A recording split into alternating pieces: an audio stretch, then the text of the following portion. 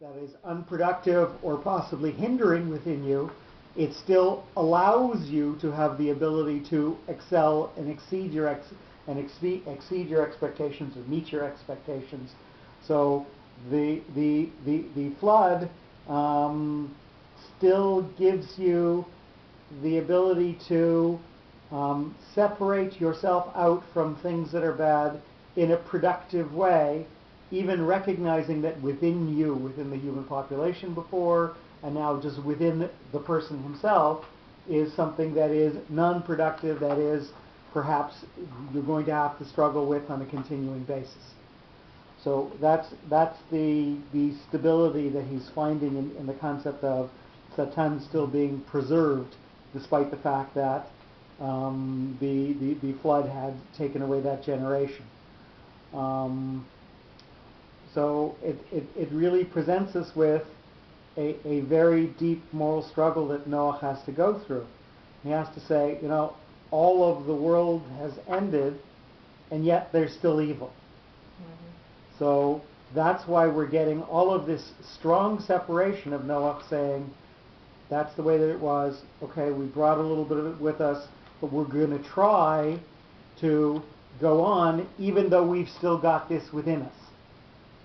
And I don't think we would have seen that moral struggle if we didn't have to work through the notes the way that we just did. So I think that's again a particular element of beauty and depth that the parish brings out for us. Shlosh. Wait. Yep. NB. We have a note. Since the Satan was created by God and survived the flood without any harm, without the benefit of an ark, he must have been preserved by God without damage for important tasks. Thus he played a role in Egypt, boosting the pride of Pharaoh to resist kindness, which joined the name of shame. Oops, flip over. That's better. Yeah. To resist the orders of God over the centuries, and in our own time, he inflated Hitler's desire to capture Moscow before Stalingrad against the advice of his generals. So he never became weakened and is still active. So the question is, things that survived the flood were on the ark. So if we have something else that survived the flood, the only place for something else to survive the flood is with divine protection. And if something has divine protection, it has to, as we just sort of intimated, have a useful function in the world.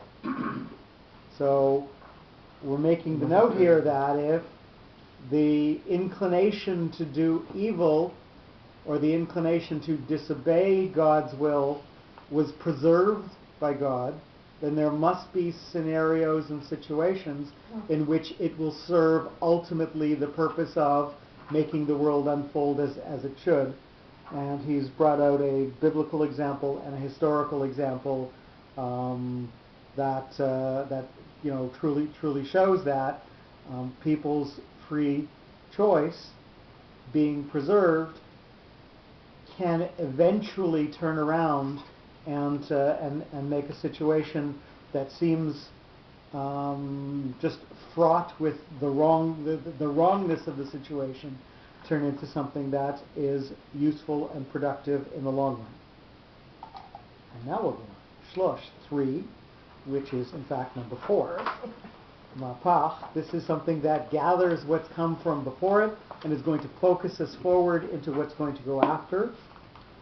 Following the flood, Noach lived another 3 centuries, but did not produce any more children for obvious reasons, as stressed by the shape of the reading one. So we had quoted the Midrash before that Noach had been castrated by his son, following him getting drunk on the wine that he had made.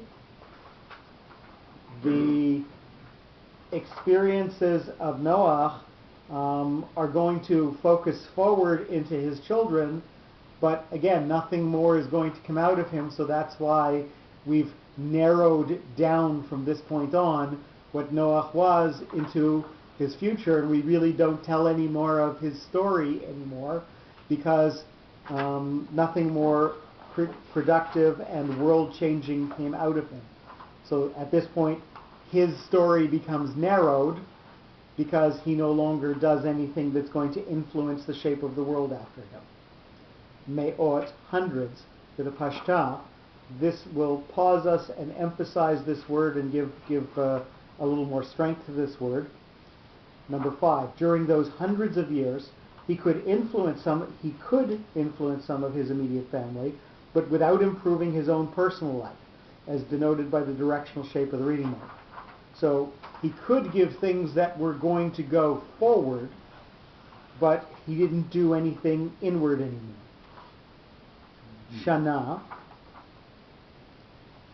This is a katon, so this is a two-part note. It might be a little bit difficult to see from the text, but this is those two dots that are sitting on top of each other. So when we see this note, we always know that there's two things that are going to be implied by this word, and possibly one more elevated than the other. Number 6, year. Thus, each year he introduced an important addition for the future, and it was not even realized by his sons, as pointed out by the bipartite shape of the reading mark. So here we read in something that we don't find in any other parish, that Noach continued to try to influence generations to the future. We have a lot of midrashim that talk about the yeshiva of Shem and Aver, of Noach's son and Noach's grandson, but we never really hear of any further contribution by Noach, and yet we're saying that he gave something, but it didn't add anything to himself. So it's got two things: he gave it, but it didn't have a proper influence on himself. So again, we get this double meaning, this two things that are being implied into this one word. What do you mean? What do you mean it wasn't realized by his son? If Shem and Aver made a yeshiva, that's a good thing. But again, we don't talk about anybody being influenced by Noach. We don't talk about Terach going to the yeshiva of Noach. Noach was still alive then. Right. So it's lost to us, and the question is, why did Noach get narrowed? Why do we have the mapach on Shalosh? We have that there to tell us that he put these things into the world. They might have influenced other people. They might have influenced his sons and his grandsons and so on, but they didn't do him any more good. V'chamishim, with the tipcha. So this is going to bring us back to what was before and have a slight pause after it. Number 7, and 50. During the remainder of his life, and 50 years, while looking backwards on the rest of his life, he saw only his continuous efforts along with a series of disappointments, as referred backwards by the directional shape of the reading mark. So we see that Noach has become limited, and this is again a peculiarity of this way of defining a perush, that when you have numbers like 350, you don't talk about 350.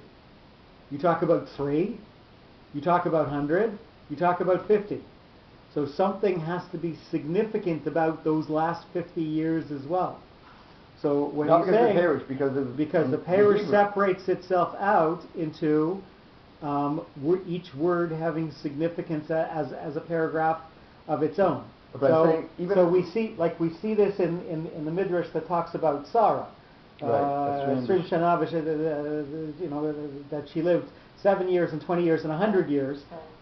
That there it's broken down like that, but we don't see a midrash or anything commenting on a compound number other than that one occasion.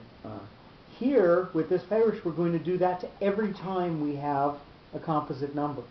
So each of those sections of numbers has to have something that tells us a significance or a new story. So when we get to the word 50 and 50, he's telling us that during those last 50 years, Noach reflected on his life. And we don't really have anything else to tell us that he's reflecting other than it's a tipcha, he's looking back. Right, but I'm saying those last 50, he's reviewing his life. It's very slowly flashing in front of him over the course of 50 years. And he gets to think about what he had tried to do.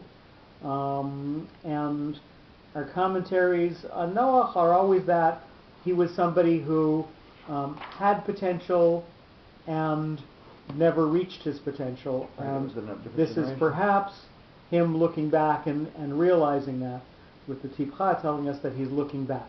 But aside from the parish and the notes, is this the Torah's regular way of saying 350 years? Yes. So this is normal phraseology. It would never be 350 shana.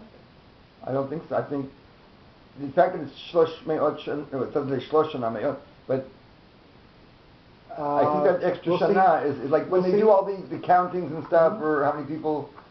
I don't. We'll see both of them. So I understand it. So the question is the word shana even without the twice. Perush, there would be a breakdown here, sort of. We do see that often, but not always.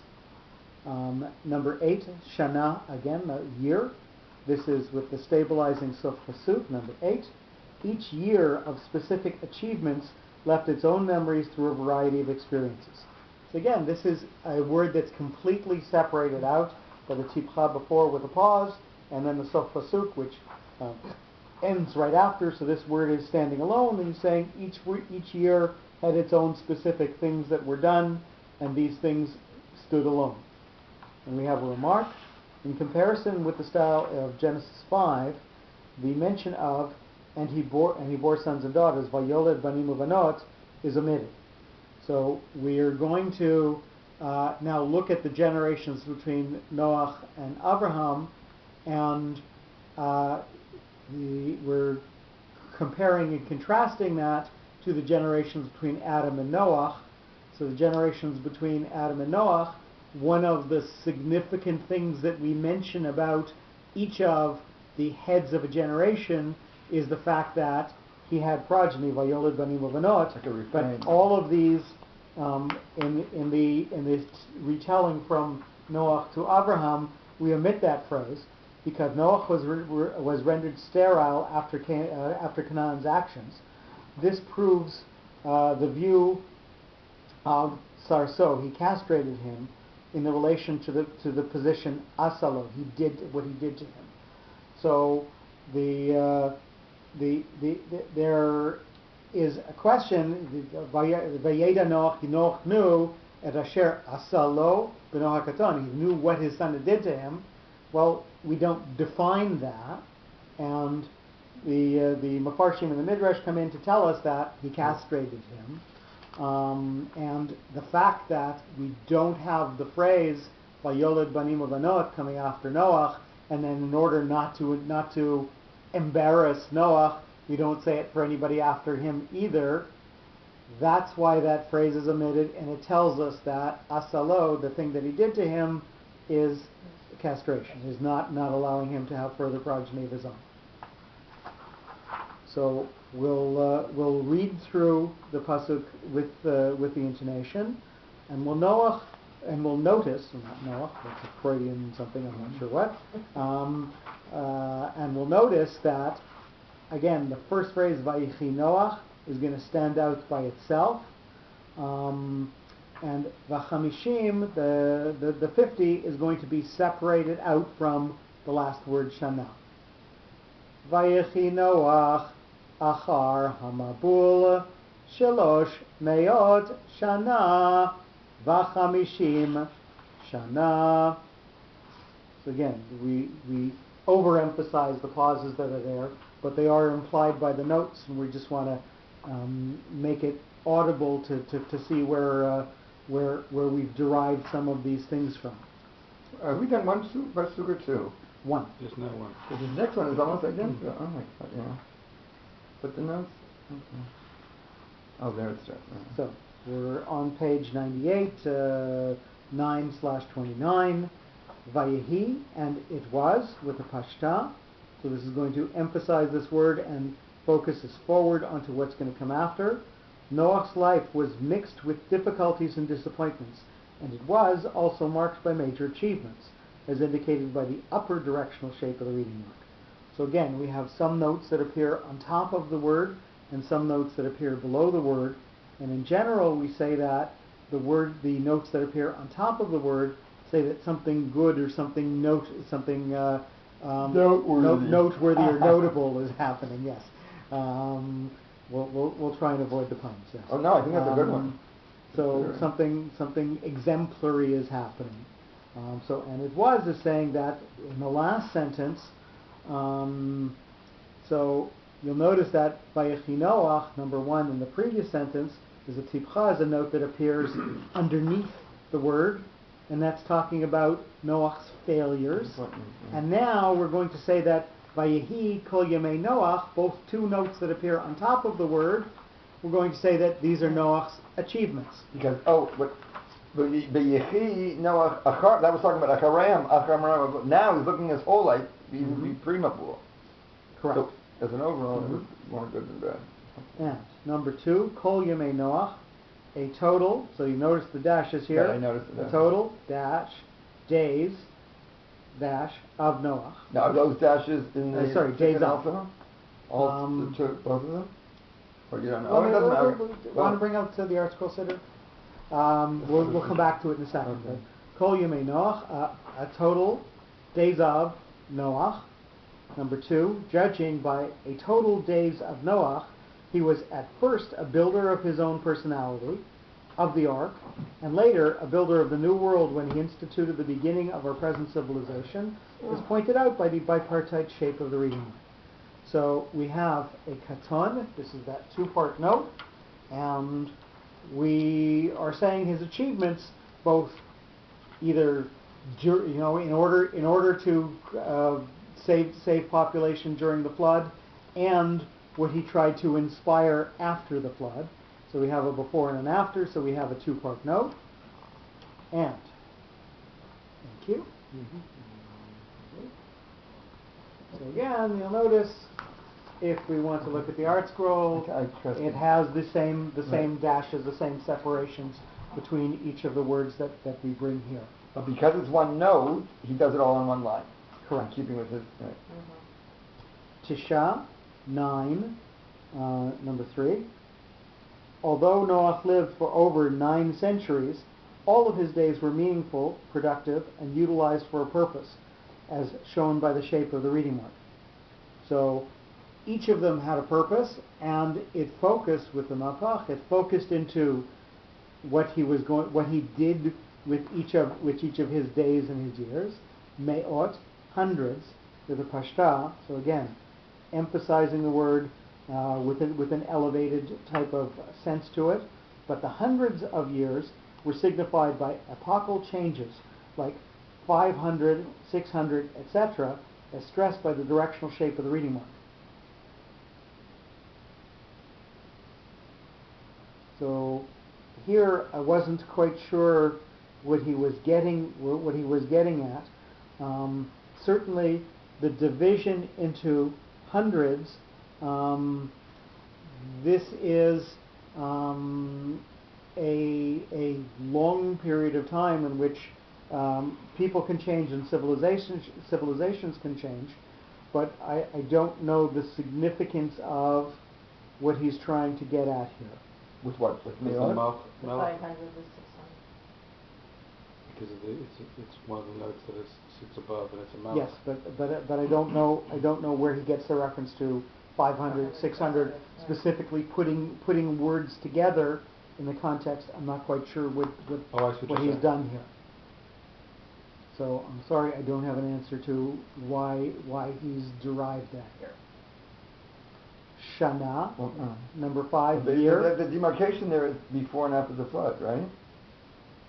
Yeah, I mean, he lived 600 years before the flood, and then 300, 350 after. So again, 500 and 600 doesn't. So it's not something mathematical, I think. I don't know. What is this 600? That's what you're confused. So right? read the parish note number 4. No, I see where it is, but it's nowhere in the text. The 600. Yeah, So that's why I'm not quite sure what he's trying to get at. And how old was he before? Wait a minute, maybe Before, when he started. Well, that's it. Well, that's where the 600 comes. The 600 is the years before the flood, Right. and 350 is after. So I don't know where 500 Well, comes. When was he asked to build the ark?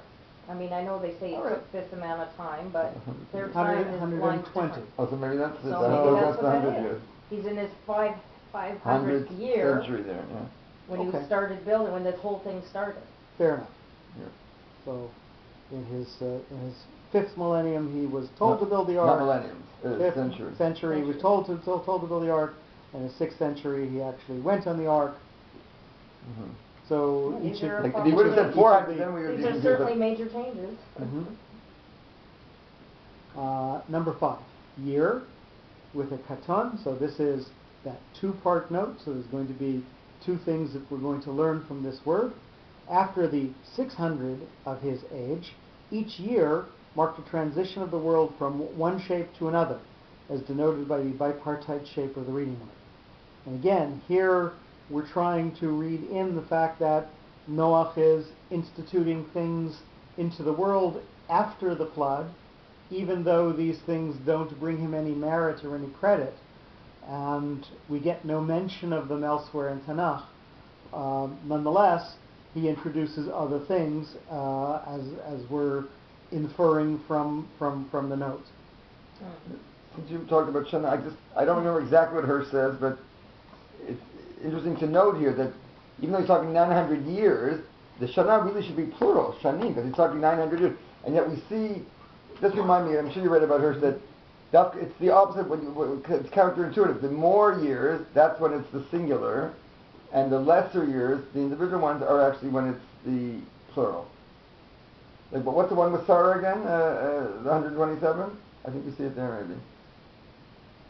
Mea shana v'yasrim shana v'sheva shanim. Right, so that's what, yeah. Mhm. So what sense can you make out of that? Like, it's counterintuitive, you think it would be the opposite, right? Like, the bulk would be, and Hirsch makes some comment, I don't know, maybe it's in the Sarah part, but it's just interesting, even aside from that, just to notice that Shana is singular, and usually you'd think it should be plural there. It's talking about 900 years. In English, you would say, even, he said 900th year. He's translating it literally, you know what I mean? But it's weird that it's not Shanim.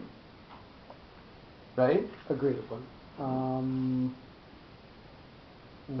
I will have to obviously look back to the first appearance of that phraseology in Tanakh in order to see if anybody. Maybe it hasn't come yet. Maybe it is by Sarah. It's got to be part, right. We're already here. We're already saying it in Noah. Oh, so those So the first question 10 generations. is there something in all those genealogies. Bereshit, and we'll have to. It must be that genealogy section. We'll have to look back to that and see if that gets commented on or not. But I think we'll save that for another time. Number 6, Vachamishim and 50 with the Tipcha. So this is going to focus us back on what's come from before and have a slight pause after. After 600 of his age, number 6. Oh. Noah had put the maximal endeavors to work during his entire lifetime, and 50 of his final years, he realized that his activity was only part of what should have been done, as suggested by the reverse direction of the reading mark. So again, we have the same concept that we've introduced in the previous pasuk, that the last 50 years Noah spent reflecting on his achievements and failures. So when he looks back with the Tipcha, he looks back. This is again a note that is underneath the word, and here we had talked about at the beginning all of this pasuk sort of focusing on his successes, and then we get to him looking back and realizing that they were each failures, and we get a note that looks backwards and is under the word. So the Tipcha tells us that he's looking back and he's regretting, because again, backwards focusing note, under the word. Shana. Save the whole civilization. It should wipe out all the negatives. Well, he saved the whole civilization, and we always comment on, Noach ish tzaddik tamimaya b'dorotav, that he was a great man, quote, and then we add this extra word, in his generation. Why? He had 120 years to convince other people to do something different, so that they would have either not had the destruction or merited to come on the ark with him. 120 years he didn't manage to convince anybody. Maybe he did shut up. The main thing is he's shut up. They didn't listen to him. They're that rotten that you see. Okay, but again, maybe he tried it. Also, you're not going to succeed with someone, but you shouldn't even start with them. I'm just playing devil's advocate. So, but wait a minute, I would disagree with what you said. He didn't say God saved the generation. Yes.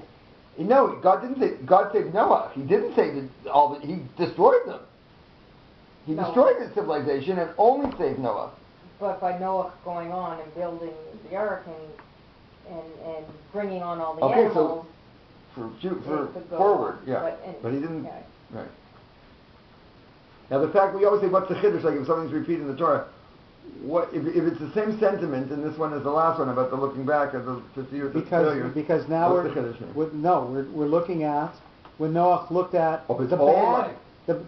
So the first thing is Yeah. that he lived after the flood, Right. and that one we saw had notes that were mostly underneath the words. So everything sort of after the flood, he tried, but perhaps was a disappointment. Okay. And then when we look back even farther at His his whole life in achievements and at his Uh-oh. whole life, so the good things that he did, All he right, still right. looks back at them and realizes that he could have done more. So It's so the- he realizes that he wasn't the best Noach that he could have been. Shana, number 7, year. 1 year when Noach was in the ark was not included in his age, as expressed by the stabilizing shape of the reading mark. Is it on what word? So Shana? Shana. So this is separated out by the tipcha with a pause after, and then an etnachta which has a pause after that. So there's 1 year that's standing all alone by itself. And That's the year he's on the ark, you're saying? What? again, we're saying that this is not included in the count of his years. So just the Shana standing by itself teaches us something new, that there was that 1 year that's not Very cool. included in his age. So he was really, It's 951. He lied about his age by 1 year. he's getting that because Shana has a separate the note word, under it. the word, not because it has a separate note under it, No, why? but because you have a tipcha on the word before, so you've got a natural pause after that, and then you have shana, the word year, and a pause after that, because that nachta has a pause after it as well. Right. So this word shana is bracketed by 2 spaces. It's standing there all by itself. Now, how's that different than So let's he's say saying Shana that- on the other one? Because that's also a tipcha and then a final pasuk, which is even more separated. So you I can learn that understand, out, but you can he's- learn it out but from that he's- one too? Well, that's According the to- question, but he's specifically making the Doing it on drush this here. one. Okay. That there was 1 year uncounted for, you're saying. Mhm. So he's really 951? You know, in Torah, when it's even part of a year, if you live a month, it's considered a whole year. So I don't know. Okay. At least if you're a king. If you're a king. Vayamot 8, Well, and he died. With the sof pasuk, so this is going to be a stabilizing element. Noach fulfilled his duties on earth during his turbulent life, having started a new chapter in the history of the world, but he himself was in misery during his lifetime, and he died. Okay. So Where this is it? the number 8. So again, this is bracketed by spaces both before and afterwards. That ultimately he's going to die unfulfilled. So when we have the Avot dying, we have Vayiva, Vayamot, Vayasef Elamav, you know, and Yaakov Zakenus Vayamim. So we have all of these phrases that say the satisfactions that they got from the things that they produced during their life. But with Noach, we have this simple phrase: Vayamot, perished. That's it. There was no more. There's nothing else. That you know, if we wanted to summarize his life in as few words as possible, he lived, he died. So you know, could somebody else have done just as well? Is sort of the implication. Well, no, they couldn't have, because otherwise they would have been saved. I mean, in his generation, he was the best. So we're going to read through the pasuk. So we'll do the remarks first. Mm-hmm. Remark: as it is stated, Noach lived 950 years. He actually lived 951. He was 601 when he left the ark, and he lived an additional 350 years. The reason for the apparent inaccuracy may be because A, he was physically wounded and could not exercise full activity of living. B, he might have died before the end of a completed year. C, Noach was called the man of the ground, Ish Ha'adamah. Only his life on the ground was considered living for him. However, during the flood, he was remote from the ground. So we're getting the math of where that 951, where that extra year comes from, and then we have a variety of explanations as to why that extra year would not have been included. And So yet it's not another- multiple choice. We don't have to choose one of them. you don't have to choose one of them. All of them are plausible reasons. They're v'yeshamim. Some people who say. Note, and yet another note. Although Noach was on top of the world without any competition, he considered himself to be living only when he found a solid base under his feet. Right, that- So again, Sounds we're like one of those saying